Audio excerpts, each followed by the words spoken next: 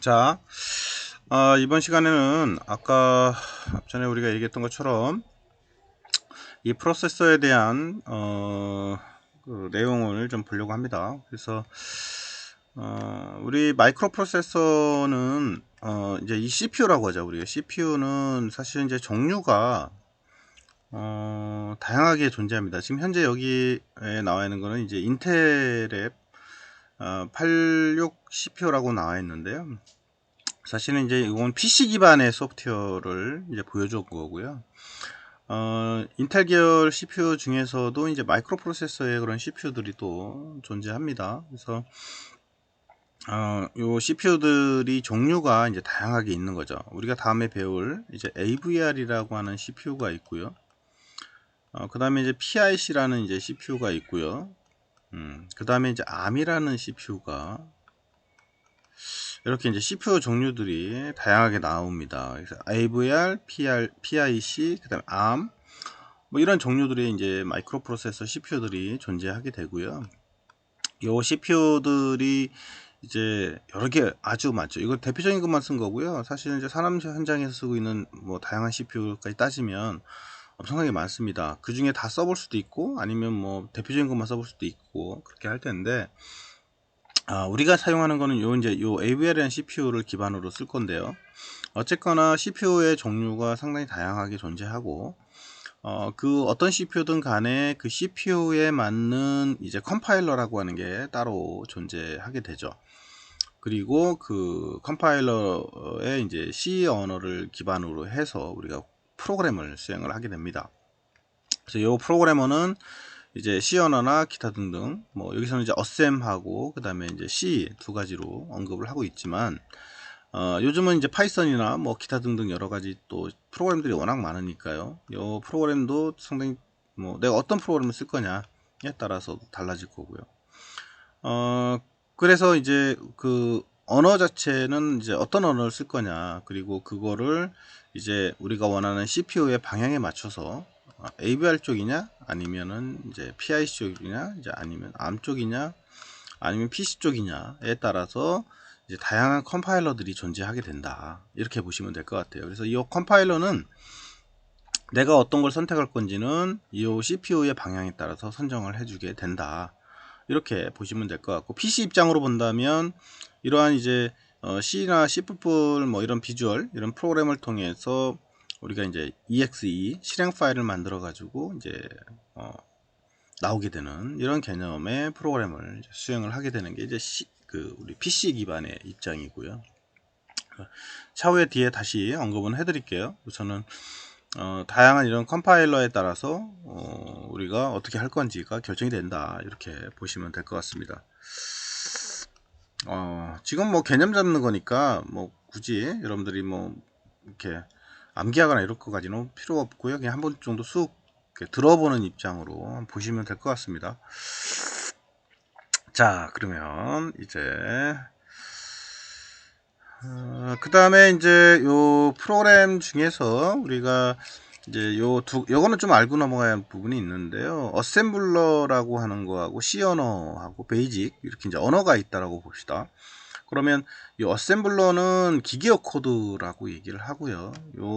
지금도 뭐 기계어 코드로 프로그램 작성하는 사람들이 있어요. 기계어는 하나의 언어, 하나의 명령어들이 그 체계적으로 이렇게 정리가 되어 있는 명령어들을 어셈블러라고 얘기를 하고 있고요. 그 다음에 C 언어는 이제 어셈블러보다는 약간 상위 단계인 그런 언어고요. 그리고 베이직도 언어라고 하는 게 존재하고요. 이 언어는 뭐 다양하게 존재하죠. 요즘 파이썬이니 뭐 기타 등등 여러 언어들이 탄생하고 있지만 이렇게 좀 나눠지고요. 그 다음에 이제 그거를 그러니까 어셈블러 언어를 어셈블러를 통해서 어셈블을 하게 되면 이제 이렇게 기계어가 코드가 나오게 됩니다. 그 다음에 여기는 C 언어를 컴파일하면 이렇게 기계어 코드가 나온다고 얘기를 했죠. 그 다음에 베이직도 마찬가지로 베이직도 컴파일을 하게 되면 이렇게 기계어 코드로 나오게 됩니다. 근데 사실은 여기서는 이렇게 다이렉트로 나오는 것처럼 보이지만 얘가 C 언어를 컴파일 하게 되면 이렇게 이제 어셈블러 코드로 바꾸고요. 그거를 다시 이렇게 나오게 됩니다. 그러니까 사실은 이제 요 C 언어를 컴파일 하게 되면 기계 어셈블러로 바뀌고 어셈블러가 기계 코드로 바뀐다 이렇게 보시면 될 것 같아요. 여기는 다이렉트로 했지만 그래서 결국은 C 언어도 어셈블러의 언어로 바꾼 다음에 기계 코드로 바꾸게 됩니다. 베이직도 마찬가지고요. 그럼 이 기계 코드라고 하는 건 뭐냐면 사실은 이 CPU가 있으면 CPU라고 하는 거는 결국 뭐예요? 얘는 기계만에 가지고 있는 기계어를만 인식을 하게 됩니다. 그러니까 기계만이 인식할 수 있는 그런 코드로 체계로 되어 있다는 거죠.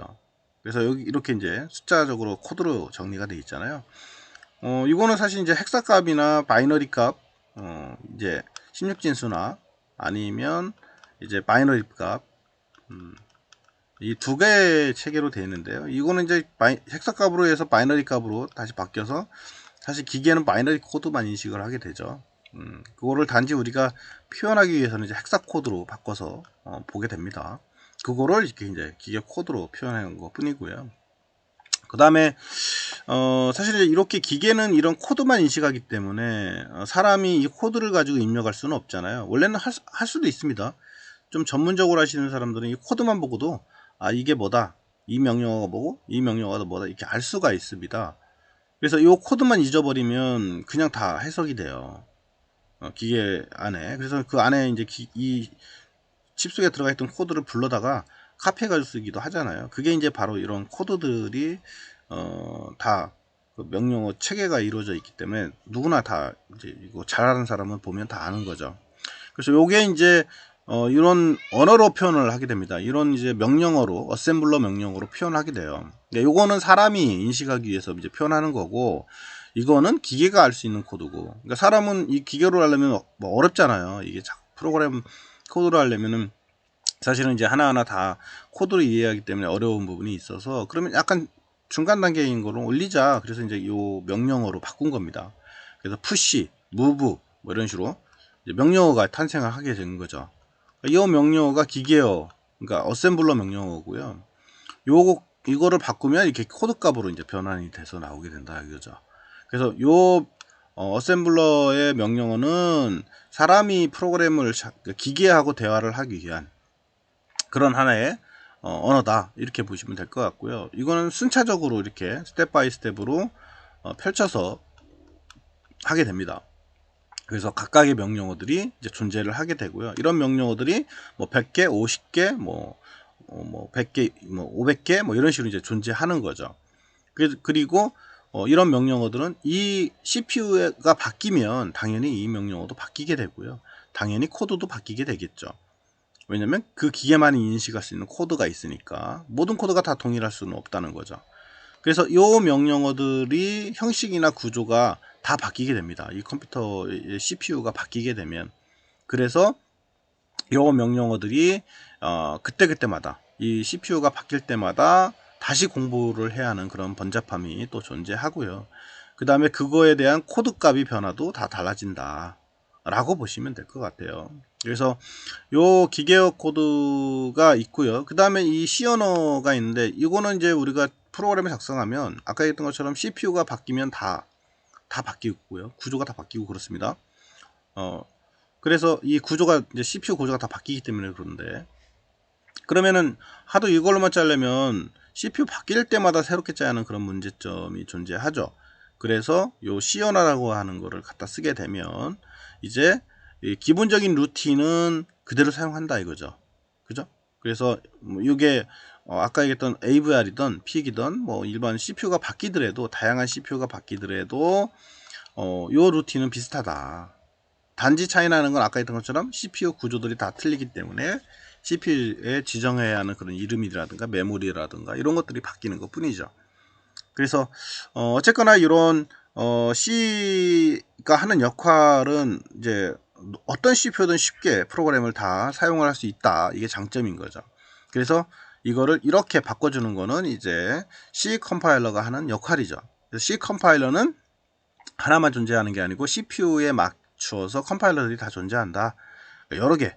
그러니까 CPU에 디펜던트한 그런 어셈블러를 가지고 있다. 이제 이렇게 보시면 될 것 같아요. 그래서 C 언어로 작성한 거를 이렇게 각각의 CPU에 맞는 어셈블러를 가지고 어셈블을 하게 되면, 그러니까 컴파일을 하게 되면 이 어셈블러의 코드가 나오게 되고, 그 코드가 이제 요 기계 코드로 바뀌게 된다. 이제 이렇게 보시면 될 것 같습니다. 그래서 우리가 이 C 언어를 배우는 이유 중에 하나는 아까 얘기했던 것처럼 이 CPU가 바뀌어도 그 기본적인 틀은 가지고 간다. 그래서 쉽게 활용을 할 수 있기 때문에 이제 이거를 쓰게 됩니다라고 하는 거죠.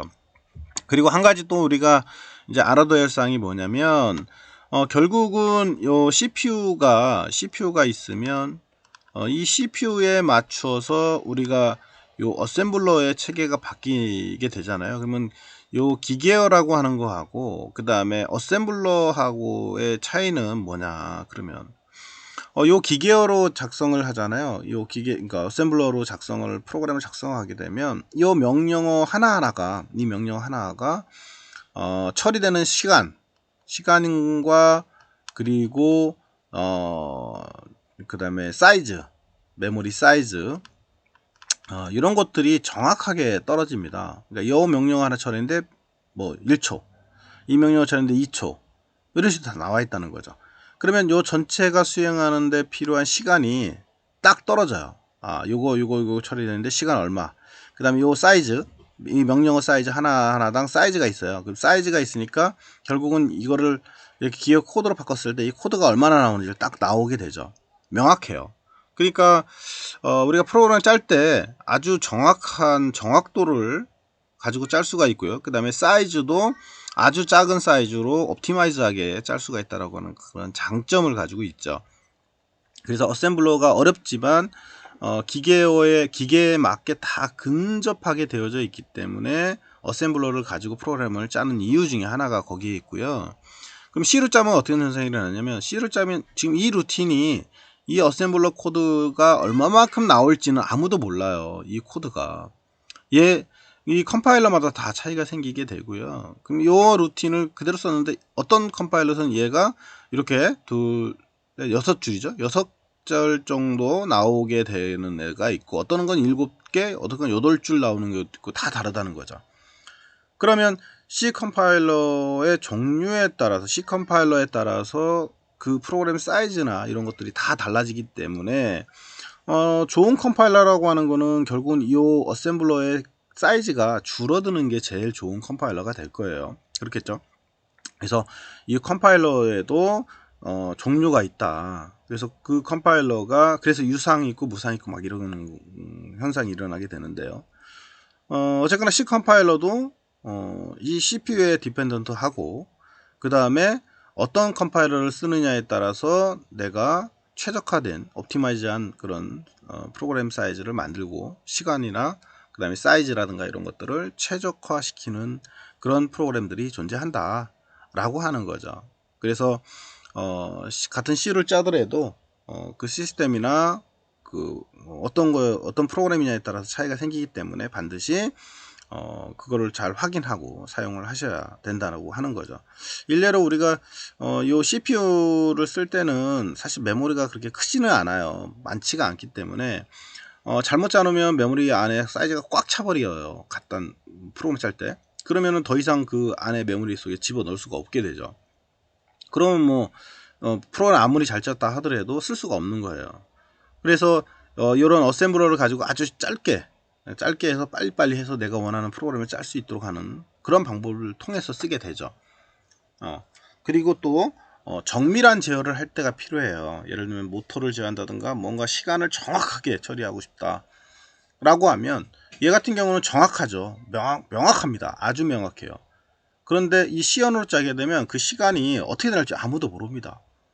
그러다 보니까, 왜냐면 요 C를 가지고 코딩해서 컴파일 해보면 이 어셈블러 코드가 어떻게 나오는지에 따라서 달라지기 때문에 그렇죠. 그래서 우리가 C 언어로 짜게 되면 정확한 시간이라든가 정확한 거를 잡아내는 그런 용도로 쓰기에는 사실 약간 부족합니다. 그래서 우리가 컴파일 한 다음에 이 어셈블러 코드가 나온 거를 확인하고, 그 다음에 이걸 가지고 이게 과연 가능한지 아닌지 판단하고 이렇게 하는 경우도 있어요. 예. 그런 이제 작업을 통해서 분류를 한다, 이렇게 보시면 될 것 같습니다. 그래서 어떻게 하나 아주 잘하는 사람들은 뭐 이거 가지고도 짜기도 해요, 어셈블러 가지고. 그렇지만 최근에는 이제 이것만 가지고는 어려우니까 뭐 이렇게 범위성 있게 쓰는 걸 쓰더라 라고 하는 거죠. 그리고 한 가지 또 특징이 뭐냐면, 어셈블러로 짜면 이게 코드로 짜기 때문에 내가 짜놓고도 시간이 지나면 어떤 건지 잘 이해가 안 가는 경우도 생겨요. 근데 C 같은 경우는 이렇게 딱 루틴이 딱딱 정확하잖아요. 그래서 쉽게 우리가 이해할 수 있다라고 하는 건 장점은 가지고 있다라고 하는 거죠. 그런 부분들이 좀 있다라고 하는 거죠. 그리고 얘는 CPU가 바뀌어도 거의 비슷비슷하게 쓸 수 있는데, 얘 같은 경우는 CPU가 바뀌면 무조건 어셈블러는 다시 작성을 해야 한다 라고 하는 특징을 가지고 있죠. 그래서 우리가 어셈블러 짤 건지 C로 짤 건지 이거는 명확하게 그 상황에 따라서 맞춰서 하게 된다, 이렇게 보시면 될 것 같습니다. 다음에 다시 그 부분들은 다시 얘기를 할 거고요. 근데 이게 이제 깊게 배울 때는 이런 것까지 우리가 다 알아야 되는데요. 여러분들이 만약에 그냥 간단하게 써보고 끝내겠다 그러면 사실 이런 내용은 잘 몰라도 돼요. 그냥 쓰는데 목적을 두면 되죠. 그렇지만 더 깊게 컴퓨터의 구조를 더 배우고 싶다라고 한다면 당연히 이런 부분들을 다 알고 코딩을 해야만 된다. 그래야만 더 복잡한 그런 프로세서라든가 이런 것들을 설계하고 제어할 수가 있다 라고 하는 거죠. 그래서 요즘은 이제 예전에는 이렇게 C 언어라든가 이런 이제 어셈블러를 가지고 교육을 했었는데, 요즘은 이제 학생들이 너무 어려워하니까 이런 부분들을 거의 다 교육을 안 합니다. 왜? 학생들이 어려워하기 때문에. 근데 사실은 필요한데 학생들이 어려워하니까 학생들한테 쉽게 이제 교육을 하는 그런 입장으로 바뀌다 보니까 굳이 이렇게 이제 어렵게 가르칠 필요가 없는 거죠. 저도 마찬가지예요. 이렇게 교육하는 거는 이제 학생들 입장에서는 어려움을 너무 느끼기 때문에 이렇게 이제 교육을 안 하지만, 여러분들이 만약에 더 깊게 그리고 더 잘 쓰고 싶다라고 한다면 반드시 이 개념을 좀 알고 접근을 해서 그 부분에 더 깊게 공부를 했으면 하는 생각이고요. 아까 이제 한 가지 뭐 얘기가 좀 빠진 부분이 있는데, 요거하고 요거가 이제 장단점을 가지고 있단 말이에요. 그래서 그 장단점 때문에 이 두 개를 이제 짬뽕해서 프로그램을 짜는 경우가 있어요. 그러니까 C 속에다가 이 어셈을 이제 집어 넣는 거죠. 이렇게. 그거를 이제 우리가 인라인 어셈 이렇게 얘기를 합니다. 인라인 어셈. 그래서 인라인 어셈블을 해서 짜는 경우도 있어요. 그래서 C 속에 내가 정확하게 처리를 해야 하는 부분이 있다. 그러면 이 C 속에다 어셈블러를 포함시켜서 해당하는 부분을 이제 정확도를 높이는 이런 이제 프로그램 작성을 또 수행을 한다 라고 하는 거죠. 그래서 두 개를 짬뽕시켜서 짜는 프로그램, 이런 것들도 많이 활용을 하고 있으니까 참고로 좀 알아놨으면 좋겠고요. 그 다음에 나머지는 뭐 그 개념이니까 여러분들이 그냥 개념적으로만 알아두고 넘어갔으면 좋겠고요. 다음에 또 그런 내용들은 다시 언급을 해드리도록 그렇게 하겠습니다. 뭐 나머지 뒷부분은 사실 이제 우리가 이런 그 제어는 사실 자동 제어라는 이제 테마를 가지고 우리가 활용을 하게 되죠. 그러니까 자동 제어라고 하는 거는 아까 프로세서를 기반으로 아니면 뭐 PC 기반이 될 수도 있고요.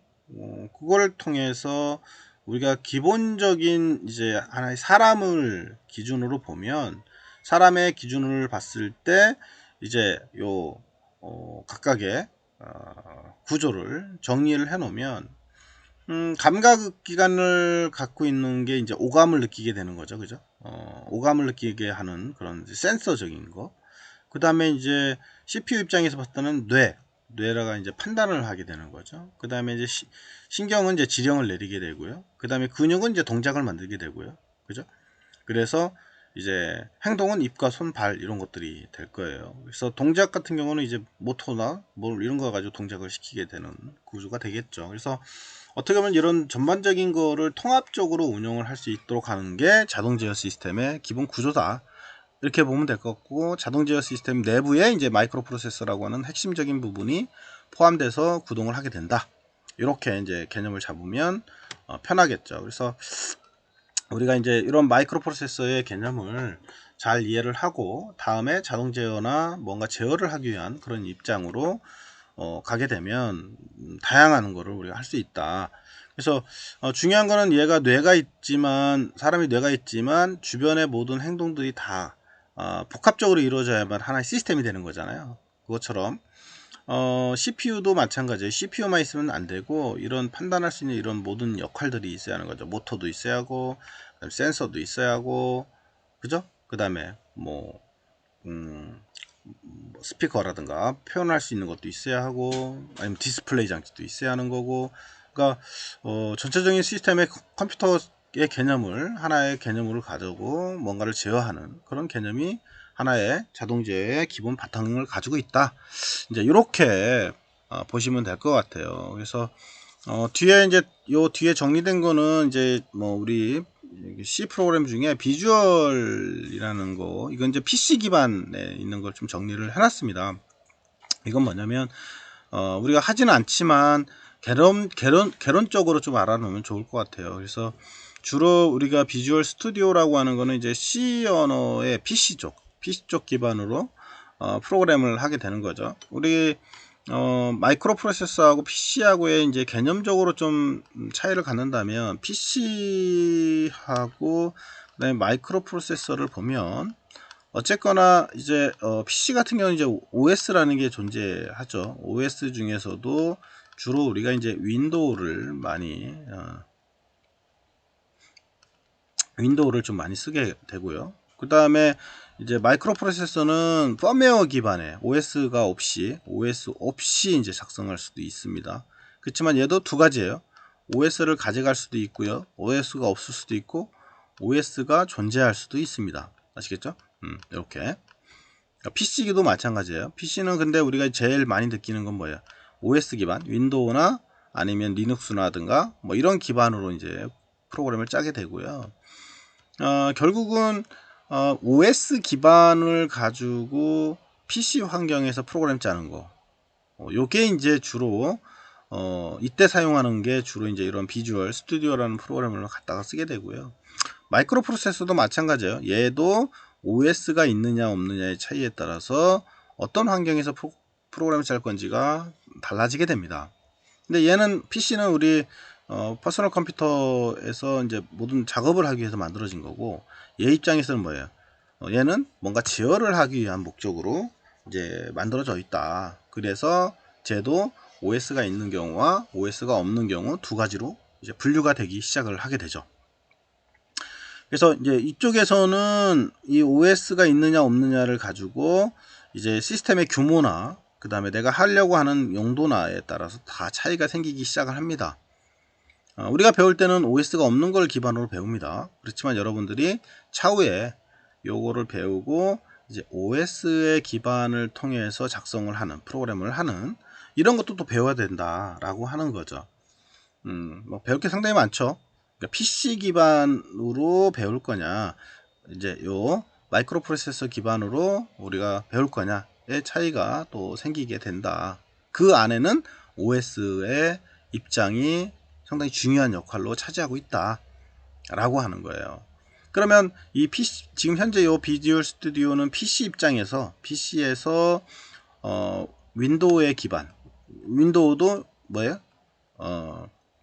요즘은 윈도우도 버전이 막 많잖아요. 10, 7, 뭐 이렇게 막 나온다면 11 이렇게 다 간단 말이에요. 윈도우 체계에 따라서 요 컴파일러도 달라진다 라고 하는 거죠. 그래서 요 윈도우에 맞춰서 이제 윈도우에서 돌아가는 프로그램, 그죠? 우리 PC 상에서 돌아가는 프로그램을 작성을 하게 되는 프로그램이 바로 비주얼 스튜디오다. 여기서도 마찬가지로 우리가 C 언어를 이제 쓰게 됩니다. 그래서 이건 이제 마이크로소프트사에서 제공을 하는 거고요. 우리가 이제 이쪽 분야로 배울 때 OS도 종류가 많기 때문에 그 해당하는 OS의 개념이라든가 이런 거를 배워서 적용을 하는 거를 또 해야만 되는 거죠. 배울 게 많죠, 참 사실. 뭐 요즘 여러분들 안드로이드나 이런 것도 마찬가지예요. 이 마이크로 프로세서에 기반을 둔 OS의 에서 이제 어플을 짜거나 이렇게 이제 하는 그런 개념들이 또 탄생을 해서 요즘은 이제 이렇게 마이크로 프로세서에 이제 우리 안드로이드나 이런 거 기반으로 프로그램 짜는 어플 프로그램 짜는 거가 또 각광을 받고 있는 상태가 되는 거죠. 자, 그러면 이제 우리가 PC상에서 그러면 프로그램 짜는 거는 그럼 어떻게 되어져 있느냐, 그걸 좀 보자는 거죠. 그거는 뭐, 우리가 할 건 아니지만, 개념적으로는 좀 알아놓자라고 하는 거고요. 요 안에 보면 지금 이제 비주얼 스튜디오는, 이렇게 이제 사이트가 있고요.